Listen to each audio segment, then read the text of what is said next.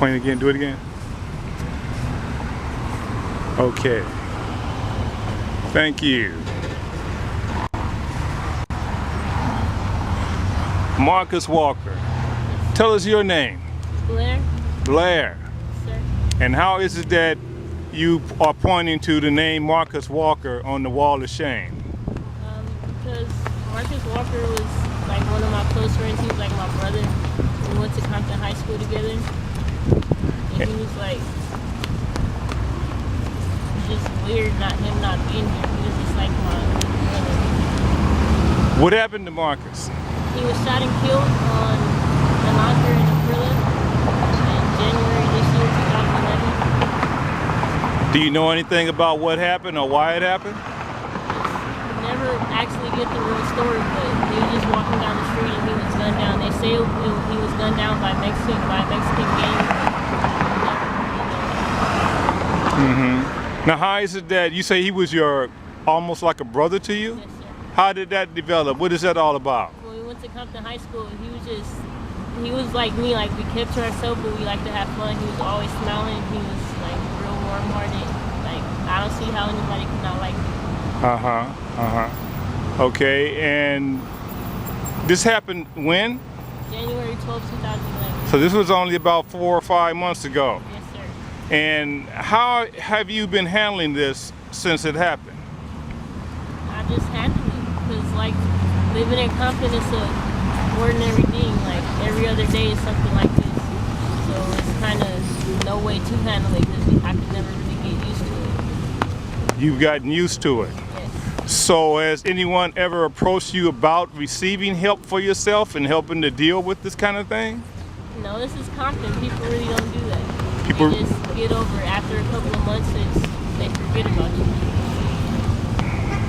Blair, you said there are other people on the wall that you also know. Would you like to talk about that too? Also, Danny Farber. He went to Vanguard with me. He was a really good football player. I hadn't talked to him for years before he got killed, so seeing that on the news was like shocking when I seen it on the news one day. And it was actually weird too, because I was working at the McDonald's across the street from Louisiana, and he was killed at. Were you at work that particular day? No, that day I wasn't. I was at home, and then I was just watching the news, and it just said football player from Compton killed. And then when it came back on, it said it was Danny Farber. And how did that make you feel? Crazy, because he just went to prom, he was about to graduate, had scholarships and everything. It was like he was really doing good, and his life was just taken from him that quick. And there are other people on this wall. I think you mentioned earlier that there was at least 5 people that you know. Yes, sir. What's the story about that? And they're all young too. It's just a typical thing out here. If you're not a gangbanger, you're doing good, most people get jealous and you're gone. So you think there's a problem with jealousy? Yes, sir.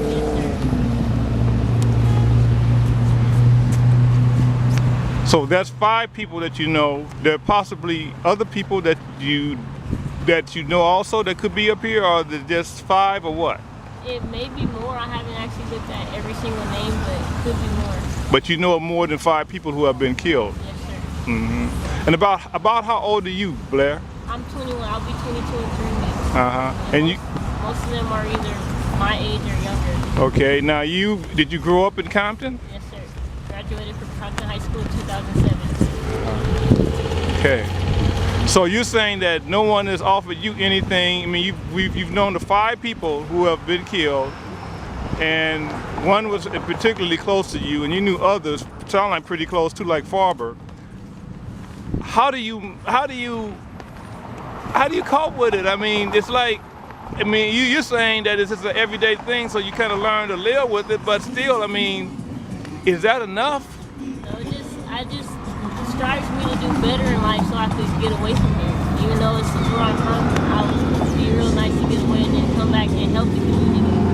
Like most of the murders are unsolved, so to be able to come back and help solve most of them would be really helpful for Compton. Like I want to major in chemistry so I can be in forensics, so the people who do have unsolved murders, I could point directly at Compton and help out with these. Because like I said, most of the time they just forget about it.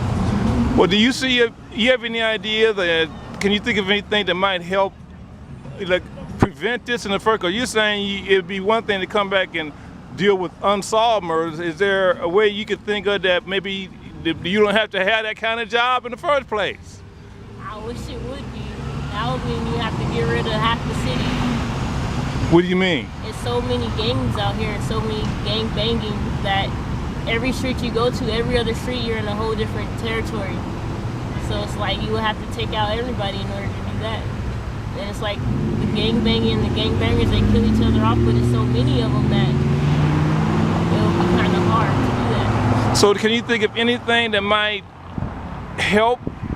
Because you sound like you're saying that you got to just take a whole population of people and remove them from the city.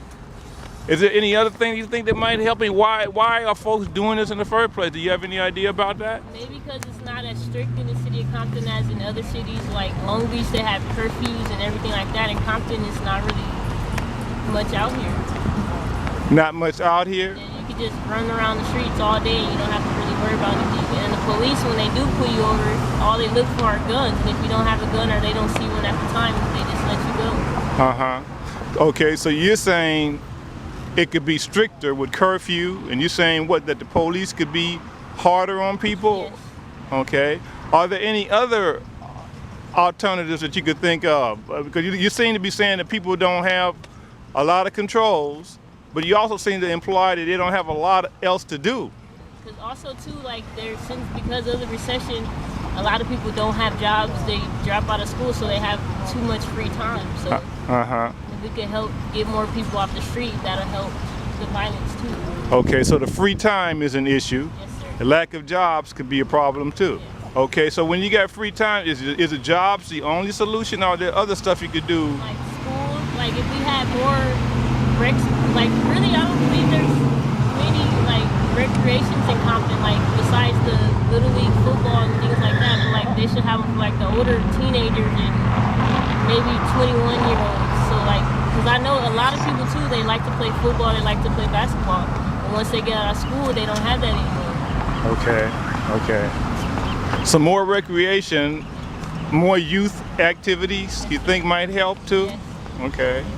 What about parents? What do you think about the role of parents here? I mean, all of the people on the wall had parents, and the people who did the shooting had parents, and they seem to be young people. So what's your take on that? Parents should be more stricter. Have a better watch on if their kids live with them. Don't have them out running the streets late at night and things like that. Because most crimes do happen at night. Some do happen in the daytime, but a majority of them happen at night. And most kids keep guns in their parents' houses, but their parents don't really bother them, so they would never know that. Or most parents aren't mature themselves. Most parents are not mature themselves. And the kids, kids actually keep the guns in the parents' house. That's what you're saying.